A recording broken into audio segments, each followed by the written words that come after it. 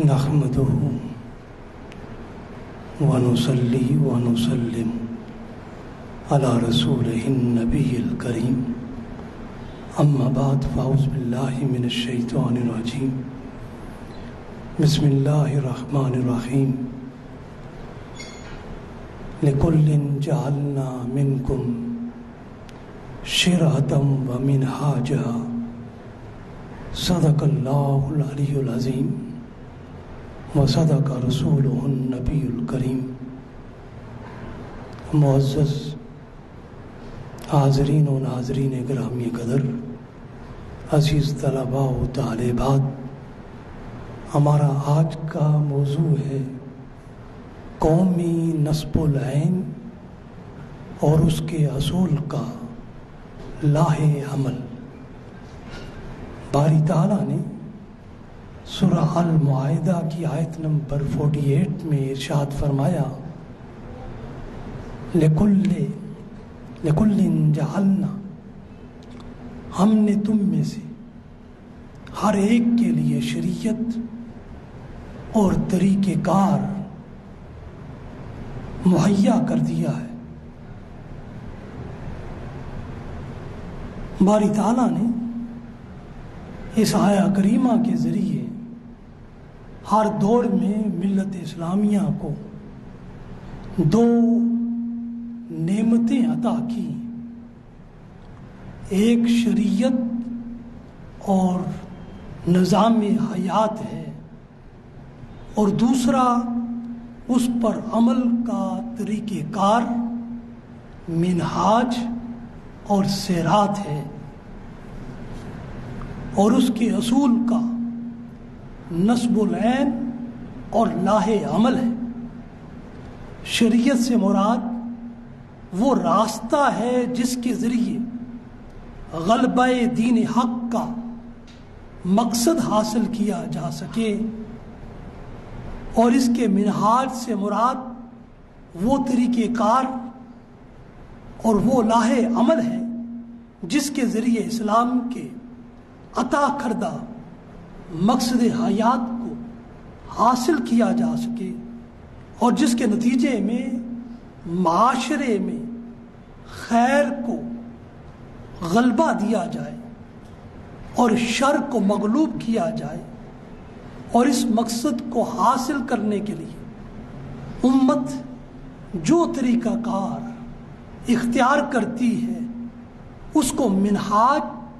شریعت کہتے ہیں، اور اس کو مقصد کو اور اس نصب العین کو حاصل کرنے کے لیے جو طریقہ کار ہے اس کو منہاج اور لاہ عمل سے تعبیر کرتے ہیں۔ حاضرین و ناظرین گرامی قدر، اس آیہ کریمہ کی روشنی میں جب ہم خود کو بحیثیت قوم دیکھتے ہیں اور اس مقصد اور لاہ عمل کے تناظر میں جانچتے ہیں تو ہماری قوم کے 3 شعبہ حیات اگر درست ہو جائیں تو ہماری قوم کی اصلاح اور فلاح ہو سکتی ہے، اور ہماری قوم دنیا کی عظیم قوم بن سکتی ہے۔ ان میں پہلا شعبہ سیاسی زندگی اور اس کا نظام ہے، دوسرا معاشی زندگی اور اس کا نظام ہے، اور تیسرا معاشرتی زندگی اور اس کا سماجی نظام ہے۔ ہماری قومی زندگی ان 3 شعبوں کے بامی ربط سے وجود میں آتی ہے۔ ہماری سیاسی زندگی کا لاہ عمل یہ ہے کہ ہم ساری دنیا کے انسانوں کے لیے ایک صالح معاشرہ بنائیں، اور ایسا معاشرہ جس میں سیاسی ظلم نہ ہو، جس میں سیاسی جبر و استعداد نہ ہو، اور ایسا معاشرہ جس میں معاشی ناانصافی نہ ہو، جس میں ذرا برابر سماجی استحصال نہ ہو، جس میں معاشرتی نامواری نہ ہو، جس میں عدم استحکام اور عدم مساوات نہ ہو، اور ایسا معاشرہ ہی قرآن اور اسلام کا مقصود ہے۔ اور اس معاشرے میں اسلامی تعلیمات کے مطابق سیاسی نظام کے ذریعے انسانی حقوق کی آزادی ہوتی ہے، اور معاشی نظام کے ذریعے تخلیقی اور کسبی جد و جہد بحال ہوتی ہے، اور سماجی نظام کے ذریعے عدل و انصاف اور مساوات کی فراوانی ہوتی ہے۔ اور یہی روش حیات کسی بھی مقصد کو پانے کا لاہ عمل ہے۔ اگر یہ چیزیں کسی معاشرے اور قوم کو میسر نہیں ہے تو اس قوم کا نظام باطل ہے اور فرسودہ ہے۔ حاضرین و ناظرین گرامی قدر، کوئی بھی قوم اور معاشرہ اپنے باطل اور فرسودہ نظام کو افراد معاشرہ کی بہتر تعلیم و تربیت کے ذریعے ہی اسے تبدیل کر سکتا ہے، یا اپنے محب وطن اور قوم کے ہمدرد لیڈروں کے ذریعے ہی اس ظالمانہ نظام کو ختم کر سکتا ہے۔ حاضرین و ناظرین گرامی قدر، ہر قوم کے 3 شعبہ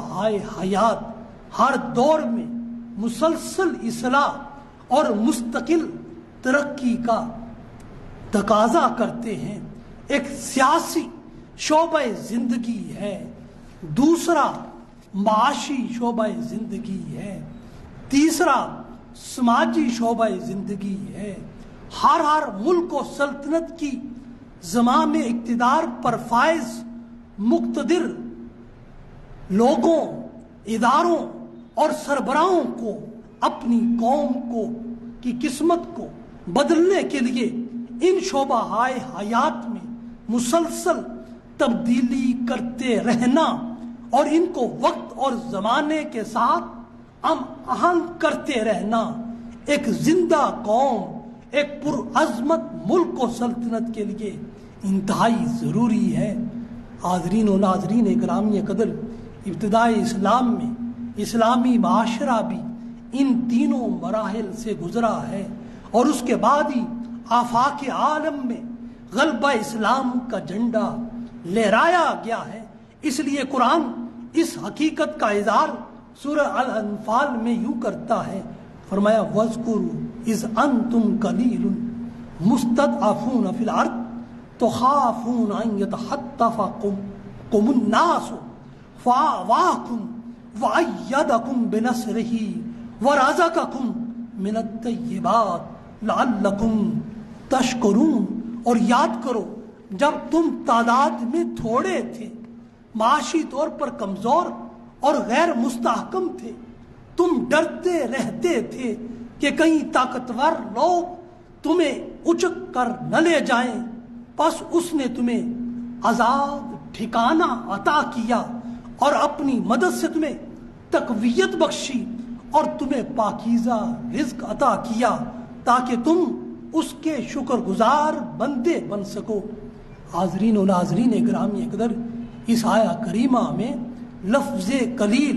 مسلمانوں کا اپنی تعداد میں مکی زندگی میں تھوڑا ہونا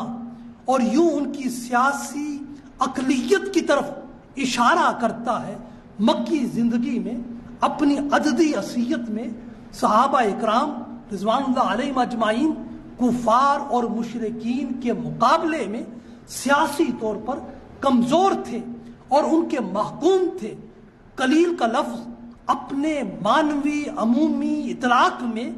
جہاں جہاں اور جس جس شعبہ حیات میں پایا جائے گا اس کا لازمی نتیجہ بالعموم ضعف ہوگا اور حقوق سے محرومی ہوگی۔ اس لیے قرآن نے اگلی حالت کو یوں واضح کیا، ارشاد فرمایا کہ وہ مستضعفون فی الارض کی حیثیت رکھتے تھے، اور یہ کلمات ان کے زمین میں کمزور ہونے کو ظاہر کرتے تھے۔ زمین میں کمزوری اور ضعف ان کی معاشی حالت کی کمزوری کو بھی عیاں کرتی ہے۔ صحابہ اکرام مجموعی طور پر مکہ کے کفار اور مشرکین کے مقابلے میں معاشی طور پر کمزور تھے، اور معاشی عدم استحکام بھی معاشرتی عدم استحکام اور ضعف کی نشانی بن جاتا ہے۔ کسی قوم کی معاشی ابتری ہی اس قوم کی سیاسی اور عالمی کمزوری بن جاتی ہے۔ مستضعفون فی الارض کے کلمات اس حقیقت کو واضح کرتے ہیں کہ کسی بھی قوم کی عظمت اس کی معیشت کے استحکام کے ساتھ وابستہ ہے۔ جس قوم کی معیشت کمزور ہوتی ہے اس کی دنیا میں کوئی عزت نہیں ہوتی ہے۔ اس لیے قوم کے ہر فرد کو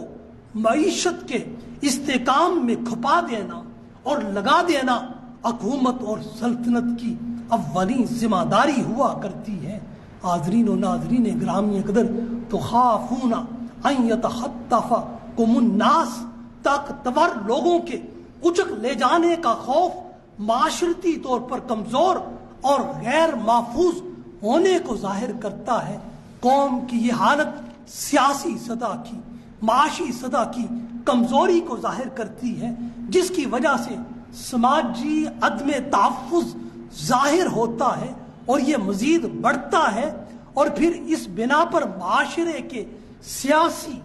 زوردار اور معاشی طاقتور لوگ سماجی کمزوری کے حامل لوگوں کو اپنے ظلم و استحصال کا خوب نشانہ بناتے ہیں، اور عالمی سطح پر سیاسی اور معاشی عدم استحکام کی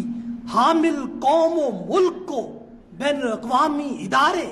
اور عالمی قوتیں اپنے ظلم و ستم کا شکار کرتی ہیں، اور کمزور معیشت رکھنے والے ممالک ہمیشہ عالمی طاقتور قوتوں کے اشاروں کے منتظر رہتے ہیں اور اپنی پالیسیوں کو ان کی مرضی اور خواہش کے تابع رکھتے ہیں۔ عصر حاضر میں ہر قوم اور ملک کے لیے سیاسی استحکام اور معاشی استحکام نہ صرف اس ملک کے قیام کے لیے بلکہ اس کے دوام کے لیے انتہائی ضروری ہے۔ حاضرین و ناظرین گرامی قدر، باری تعالیٰ نے مسلمانوں کو اس حالت سے نکالا ہے اور ان کی سماجی اور معاشرتی زندگی کو بھی محفوظ بنایا ہے، اور ان کو سیاسی اقتدار کی قوت بھی عطا کی ہے، اور ان کی معاشی حالت کو بھی مضبوط و مستحکم کیا ہے، جس کا ذکر قرآن یوں کرتا ہے فَآوَاكُمْ۔ اس کلمے میں ان کی سماجی زندگی کی آزادی کی ضمانت دی گئی ہے، ان کو غیر محفوظ، غیر مستحکم اور ناموار معاشرتی اور سماجی زندگی سے بچایا گیا ہے، اور ہجرت کی صورت میں اہل مکہ کے ناروا ظلم و ستم سے ان کو محفوظ کیا گیا ہے، اور ان کو الگ خطہ زمین کی صورت میں ایک آزاد ٹھکانہ ریاست مدینہ کی صورت میں عطا کیا گیا ہے، جہاں وہ اپنی مرضی سے رہ سکتے تھے، جہاں وہ اپنی مجموعی زندگی زیادہ سے زیادہ خوشگوار بنا سکتے تھے اور آزادانہ ماحول میں سانس لے سکتے تھے، اور اپنے حقوق و فرائض حیات کو انتہائی آزادی کے ساتھ بجا لا سکتے تھے، اور یہ سماجی ماحول اور یہ معاشرتی امن اور یہ تمدنی سکون ان کو ہجرت مدینہ کی صورت میں اور ریاست مدینہ کی صورت میں میسر آیا ہے۔ حاضرین و ناظرین گرامی قدر، اب ان کی سیاسی حالت کو مضبوط اور مستحکم کرنے کے لیے اور ان کی سیاسی محکومی کو سیاسی حاکمیت میں بدلنے کے لیے وَأَيَّدَكُمْ بِنَصْرِهِ کے ذریعے اللہ نے ان کی مدد کی۔ باری تعالیٰ نے ان کی سیاسی محکومی کو اپنی بارگاہ سے تقویت اور طاقت اور حاکمیت سے بدل دیا تھا، ان کو محکوم کی بجائے حاکم بنا دیا تھا، ان کی غلامی کو آزادی سے بدل دیا تھا، ان کی کمزوری کو طاقت کی صورت عطا کر دی تھی، اور ان کی جور و استبداد اور مظلومیت کی زندگی کو اقتدار اور حکومت کی زندگی سے بدل دیا تھا، اور ان کی سیاسی آزادی کو ان کی کل زندگی کی آزادی میں متشکل کر دیا تھا، اور مسلمانوں کا یہ سیاسی اقتدار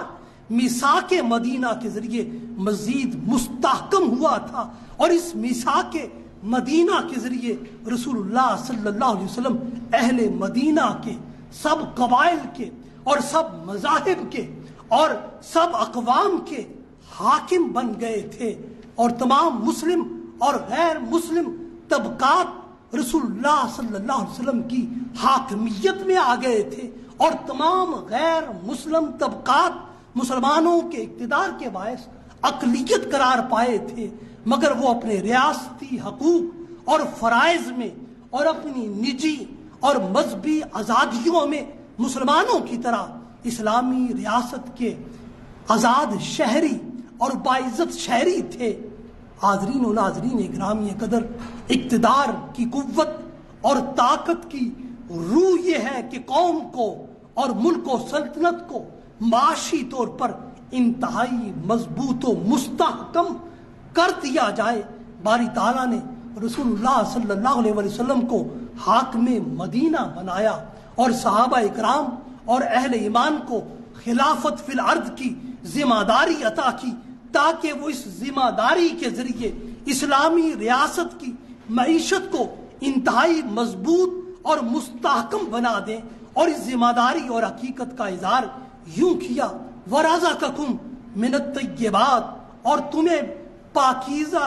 رزق اور اس کے ذرائع عطا کیے گئے تاکہ ان کے ذریعے تم اپنی معاشی کمزوری کو دور کرو، اپنی معاشی زندگی کو مضبوط اور مستحکم بناؤ، اور ہر شخص کو عزت کے ساتھ حق کے روزگار اور حق کے معاش عطا کرو، اور ہر شخص کی معاشی زندگی کا تعطل دور کرو، اور ہر بے روزگار کو اچھا باعزت باوقار روزگار فراہم کرو، اور ہر فرد ریاست اور ہر شہری کو معاش کے جملہ ممکنہ ذرائع عطا کرو۔ یہ معاش اور معیشت کی فراہمی مواخات مدینہ کے عمل کے ذریعے ہر فرد کو یقینی حیثیت میں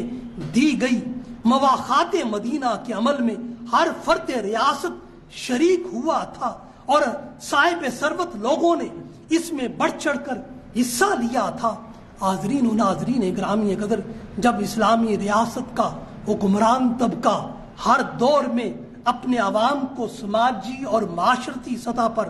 آزاد اور محفوظ ماحول فراہم کرتا ہے، اور معاشی اور مالی سطح پر روزگار اور معاش کے ذرائع کو سہل اور ہر کسی کے لیے یقینی بناتا ہے، اور سیاسی نظام میں معاشرے کے ہر نادار سے سرمایہ دار تک، اور ہر مفلس کار سے جاگیردار تک، اور ہر غریب سے امیر تک، اور ہر عام شخص سے تعلیم یافتہ تک، اور ہر شعبے کی عام سوجھ بوجھ رکھنے والے سے اس شعبے کے متخصص تک، اور ہر کسی کو اجتماعی نظام میں شریک کیا جاتا ہے، تاکہ ایسے منفعت بخش انسانیت دوست اور انسان پرور نظام میں تمام افراد ریاست ایک دوسرے کے لیے اور ہر فرد دوسرے فرد کے لیے، خود ریاست کے لیے اور ریاست کے حکمرانوں کے لیے اور اس ریاست سے وفاداری اور جان نثاری کے لیے، محب اور محب الوطنی کے لیے، اور سب سے بڑھ کر اللہ کی بارگاہ میں سراپا عاجزی اور انکساری کے ساتھ لعلکم تشکرون کا پیکر بنا جائے، اور معاشرے کے افراد ایک دوسرے کے خیر خواہ اور ہمدرد بن جائیں۔ آج ہر اسلامی ملک کی ریاستوں، حکومتوں اور حکمرانوں کو اپنی اپنی ریاست اور حکومت کو معاشی طور پر اور سیاسی طور پر مضبوط اور مستحکم کرنے کے لیے اپنی سیاسی جماعتوں کے ساتھ میثاق مدینہ کرنا ہوگا، اور اپنی عوام کے ساتھ مواخات مدینہ کا معاہدہ کرنا ہوگا، تبھی وہ سیاسی اور معاشی طور پر آزاد اور مستحکم ریاست اور حکومت کی صورت اختیار کر سکتے ہیں۔ حاضرین و ناظرین گرامی قدر، وہ قوم اور ملک جو سیاسی عدم استحکام کا شکار ہو، جو معاشی استحصال میں جکڑا ہوا ہو، جو سماجی اور معاشرتی ناانصافی میں پھنسا ہوا ہو، وہ کبھی بھی دنیا میں باعزت اپنا نام روشن نہیں کر سکتا ہے اور نہ اقوام عالم میں اپنا مقام بنا سکتا ہے۔ اس بنا پر اسلام اور قرآن نے قوم مسلم کے لیے سیاسی، معاشی اور سماجی نظام کے استحکام کو قومی نصب العین کے اصول کے لیے لازم ٹھہرایا ہے۔ حاضرین و ناظرین گرامی قدر،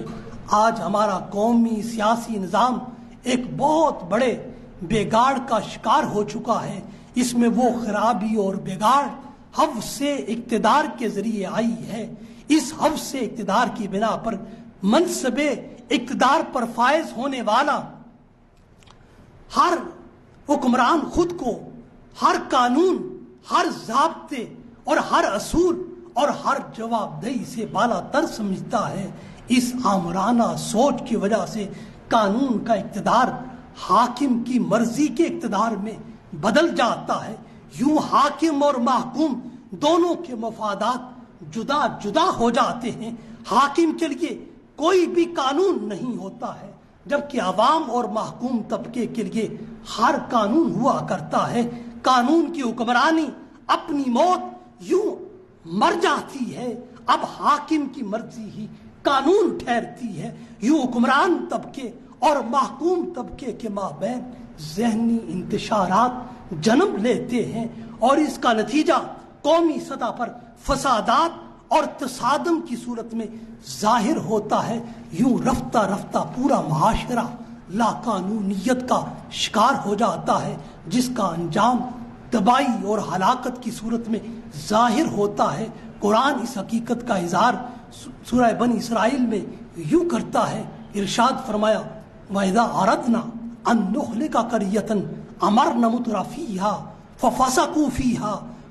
فَحَقَّ عَلَيْهَا الْقَوْلُ فَدَمَّرْنَاهَا تَدْمِيرًا۔ اور جب ہم کسی قوم کو ہلاک کرنا چاہتے ہیں تو اس کے سرداروں اور حاکموں پر احکام بھیجتے ہیں، پھر وہ ان سے انحراف کرتے ہیں تو اس سے حجت تمام ہو جاتی ہے، پھر ہم اسے تباہ و برباد کر دیتے ہیں۔ حاضرین گرامی قدر، اس آیا کریمہ نے اس حقیقت کو ثابت کر دیا ہے کہ قوموں کا سیاسی سطح پر تباہ ہونا ان کے حاکموں کی خدائی قوانین کی خلاف ورزی کی وجہ سے ہوتا ہے، جو حوث اقتدار میں ہر قانون کو بالائے طاق رکھتے ہیں، خود کو قانون سے بالا سمجھتے ہیں، اور کسی بھی قوم اور ملک کی سیاسی سطح پر اصلاح تبھی ممکن ہے جب حاکم و محکوم دونوں خود کو یکساں طور پر منزل من اللہ قانون کے خود کو تابع رکھیں۔ ریاستی حکام عوام کے بہی خواہ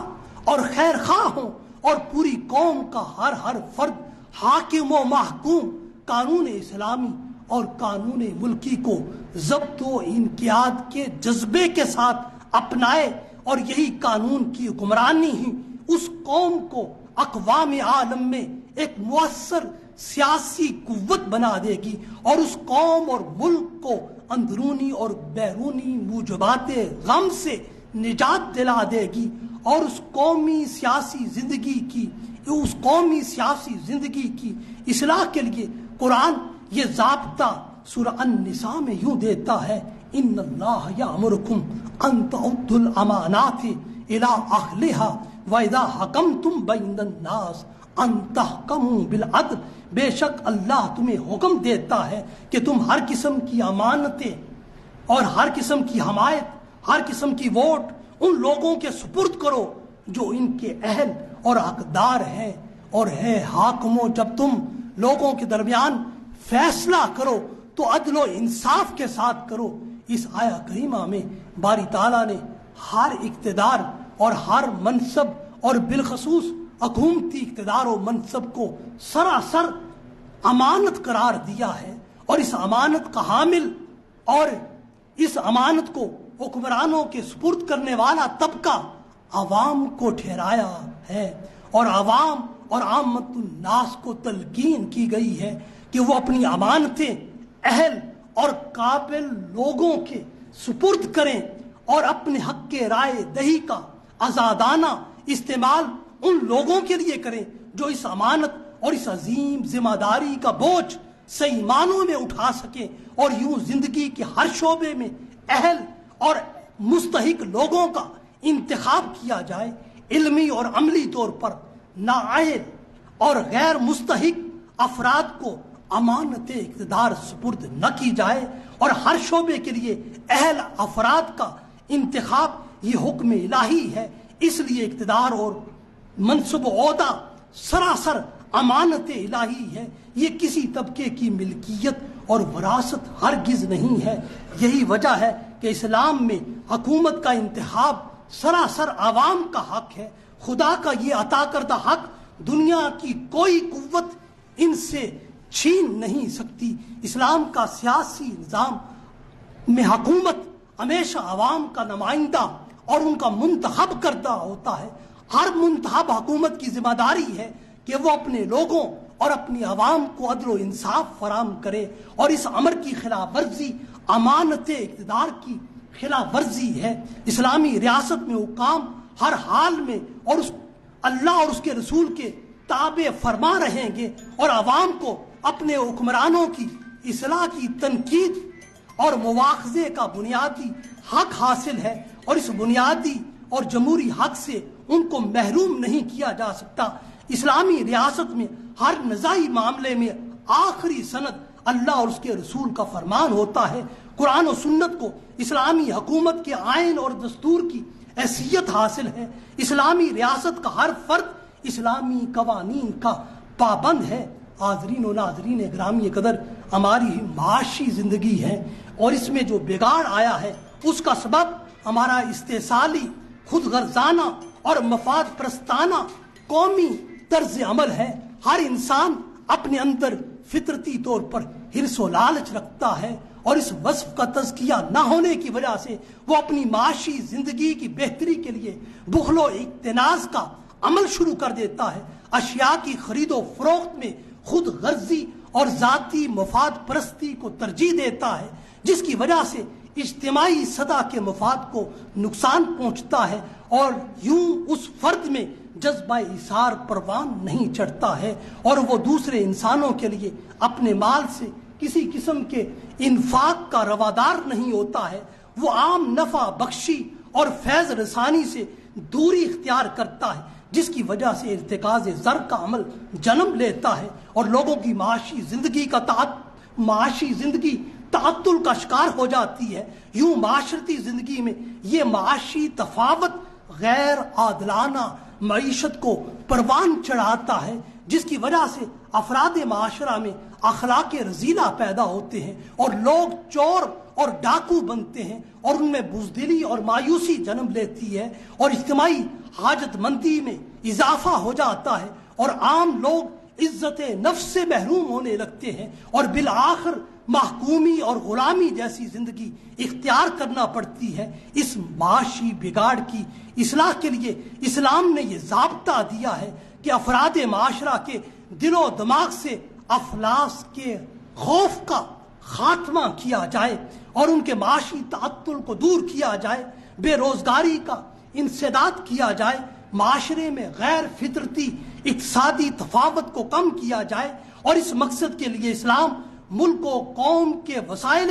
معیشت میں تمام افراد کو شریک کرتا ہے، مگر ہر دور میں مفاد پرست اور دسیسہ کار اور اجارہ دار اس معاشی تعطل کے خاتمے میں رکاوٹ بن جاتے ہیں، جس کی وجہ سے معاشرے کے ہر فرد کے لیے معاشی مسئلہ اس کی زندگی کا سب سے بڑا مسئلہ بن جاتا ہے۔ اسلام ہر فرد کے لیے اس معاشی مسئلے کا حل یہ دیتا ہے کہ ملکیت کا تصور اسلامی معاشرے میں دو طرح کا مفہوم رکھتا ہے۔ ایک اس کا تصور تملک کا ہے، اور دوسرا تصور حق کے انتفاع کا ہے۔ حق کے تملک یہ ہے کہ کسی شخص کو کسی چیز پر ظاہری قبضہ اور تصرف بطور قانون حاصل ہے، اور اپنے اس حق کے ذریعے وہ اس چیز کو فروخت کر سکتا ہے، اور کسی چیز کو وہ ہبہ کر سکتا ہے، یہ ہے حق ملکیت، ہر شخص کا انفرادی حق تملک ہے، جبکہ حق انتفاع سے مراد یہ ہے کہ معاشرے کا ہر فرد کسی عمومی مقبوضہ شے سے نفع حاصل کر سکتا ہے۔ حق انتفاع میں ملکیت کو انفرادی حق کی سطح تک محدود کرنا جائز نہیں ہے۔ حق انتفاع میں اشیاء سے نفع اٹھانے میں دوسرے افراد بھی برابر کے شریک ہوتے ہیں۔ قرآن نے ہمارے مالوں میں حق کے تملک اور حق انتفاع دونوں کو ثابت کیا ہے۔ ارشاد فرمایا وفی اموالہم حق للسائل والمحروم، تمام مالداروں کے احوال و ذرائع میں سوال کرنے والوں اور ضرورت مندوں کا بھی حق ہے۔ حاضرین گرامی قدر، حق دہی ہے،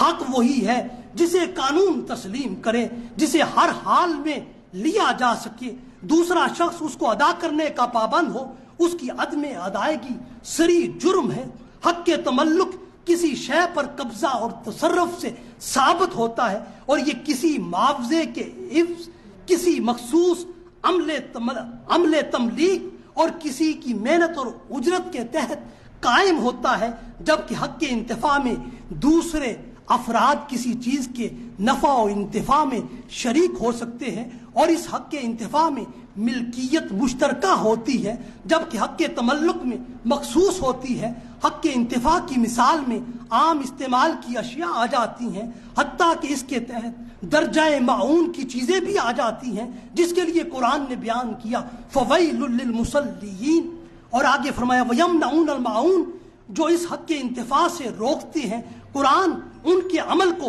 تکذیب دین قرار دیتا ہے۔ حاضرین و ناظرین گرامی قدر، اب ہماری قومی زندگی میں جو تیسرا بڑا مسئلہ ہے وہ ہمارا سماجی اور معاشرتی مسئلہ ہے۔ اس میں بگاڑ کی اصلاح قرآنی فکر کے مطابق 4 صورتوں سے ہو سکتی ہے۔ پہلی چیز ہماری معاشرتی اور سماجی اہمیت و عصبیت ہے، جسے اسلام نے حمیت الجاہلیہ سے تعبیر کیا ہے۔ اس سے مراد زمانہ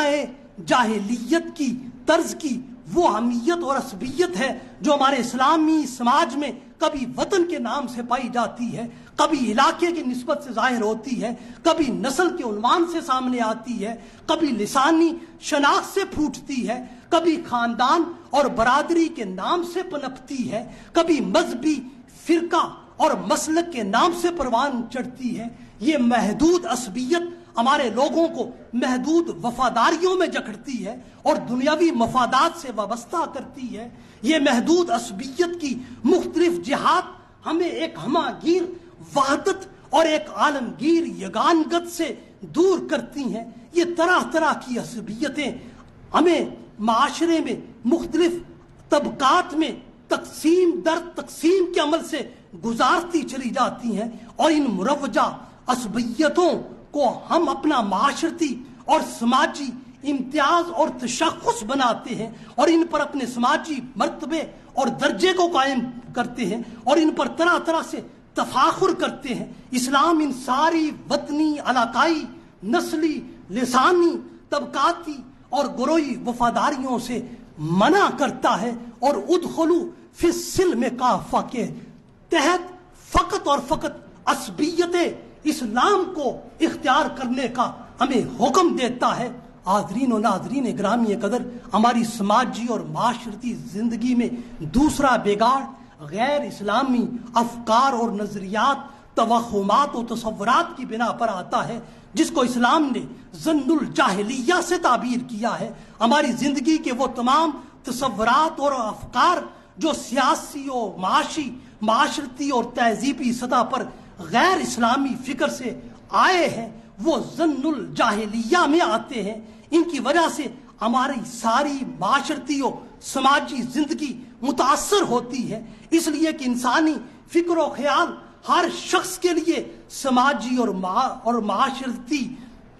سطح پر بہت زیادہ اس کی زندگی کو متاثر کرتا ہے، اور انسان کی زندگی کا ہر عمل اس کے فکر اور اس کے تصور کا آئینہ دار ہوا کرتا ہے۔ انسان کے ہر عمل اس کی سوچ پر بنا کرتا ہے۔ تو حاضرین گرامی قدر، اس اعتبار سے اسلام نے ہر انسان اور ہر مسلمان کو یہ تصور حیات دیا ہے کہ انسانی بلندی اور رفت کی ہر فکر اس کے دامن کے اندر موجود ہے، اور کسی بھی زمانے میں اسلام کی فکر کے سوا کوئی فکر انسانیت کے لیے نجات دہندہ ہرگز نہیں ہو سکتی۔ حاضرین و ناظرین گرامی قدر، ہماری معاشرتی اور سماجی زندگی کے بگاڑ کو ایک اور چیز نے بہت زیادہ بڑھایا ہے، وہ ہمارے معاشرے کی آزاد خیالی ہے، آبرو باختگی ہے، عریانی و فحاشی ہے، اور اس کی طرف تیزی سے راغب ہونا ہے۔ اسلام نے اس کو دور جاہلیت کی نمائش قرار دیا ہے اور حسن نمائی اس کو تصور کیا ہے، اور اس کو عریانی اور فحاشی سمجھا ہے، اور اسے آبرو باختگی کی صورتوں سے بیان کیا ہے، اور اس طرح اپنی ذات کے لیے نمود و نمائش کے مختلف طریقوں کو اختیار کرنا ہے، اور اپنی زندگی کو مصنوعی وقار سے لبریز کرنا ہے، اور اپنے مصنوعی حسن و جمال کے لیے طرح طرح کے عریاں فیشن کرنا ہے، اپنی دولت کو بے جا مصارف میں لگانا اور ضائع کرنا ہے، اور اس مصنوعی معاشرتی تقاضے کے لیے مرد و زن کا خود کو آراستہ و پیراستہ کرنا ہے اور زیب و زینت کرنا ہے، اور بسا اوقات اس میں حدود سے بھی تجاوز کر جانا ہے، حتیٰ کہ انسانی وجود کو ننگا کر دینا ہے، اس کو عریاں کر دینا ہے۔ یہ سب معاشرتی اور سماجی سطح پر تبرج الجاہلیہ کی صورتیں ہیں، اور ان کی وجہ سے ہماری معاشرتی اور آئلی زندگی نادار بوجھوں میں دب گئی ہے۔ ہماری ساری زندگی تصنع اور بناوٹ کا شکار ہوتی جا رہی ہے، انسانی زندگی سے سادگی ناپید ہوتی جا رہی ہے۔ رفتہ رفتہ ہماری زندگی تبرج کی مختلف صورتوں کو اپنانے کے لیے سماجی جبر کا شکار ہوتی جا رہی ہے۔ تبرج الجاہلیہ کا عمل ہماری زندگی کے اخلاقی فضائل کو ختم کر رہا ہے، ہمارے مذہبی اقدار کو کمزور کر رہا ہے، اور بلکہ ہماری مذہبی اقدار کا اور ہمارے مذہبی اخلاق کا دیوالیہ کر رہا ہے۔ اس تبرج الجاہلیہ کا لازمی نتیجہ سماجی سطح پر گناہ اور معصیت کی زندگی کو فروغ ملنا ہے۔ یوں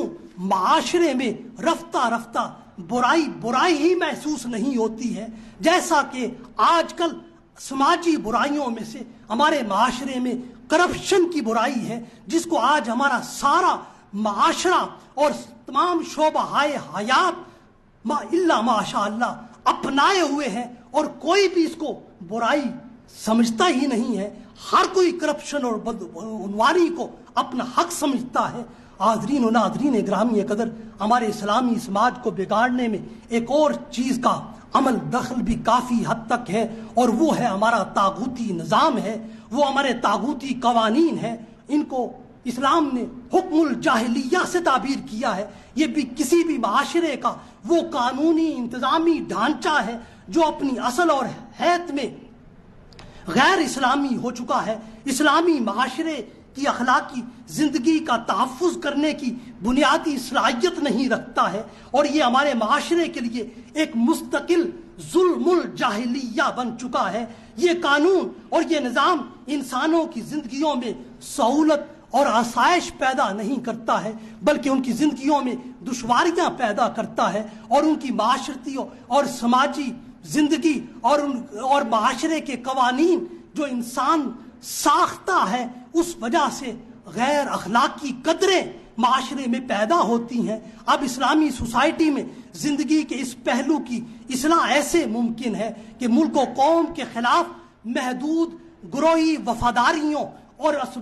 عصبیتوں کو قانوناً جرم قرار دیا جائے، ملک کی وحدت اور سالمیت کو نقصان دینے والی عصبیت کو قانون کے شکنجے میں لایا جائے، اور یوں حکومت وقت پورے معاشرے کو ایک وحدت میں پرونے کے لیے مستقل اور دائمی جد و جہد جاری کرے، اور اس کے ساتھ ساتھ وہ تمام غیر اسلامی اور منفی اور تخریبی افکار و نظریات جو معاشرتی اور سماجی وحدت کو پارا کرتے ہیں، ان کا انسداد کیا جائے، اور معاشرتی وحدت کو نظریاتی خالصیت پر استوار کیا جائے، اور معاشرے کے ہر فرد کے ہر عمل کو صحیح فکر دی جائے، اور مثبت رہنمائی دی جائے۔ حاضرین و ناظرین گرامی قدر، آج اگر ہم اپنے ملک اور قوم کو دنیا کا عظیم ملک اور قوم بنانا چاہتے ہیں تو ہمیں اپنے سیاسی نظام، معاشی نظام، سماجی نظام کو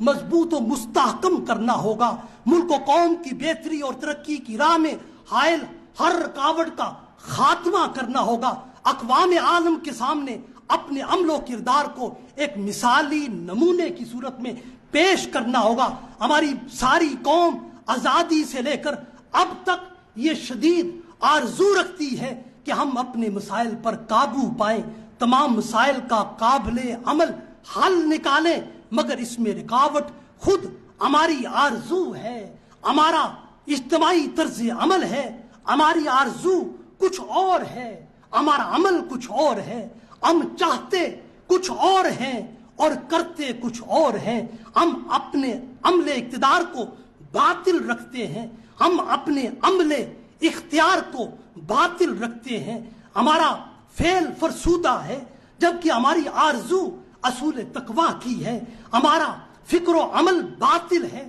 جبکہ ہماری آرزو حسین و جمیل عمل کی ہے۔ ہم اپنے فرسودہ اور ظالمانہ نظام میں اس آرزو کو آئے روز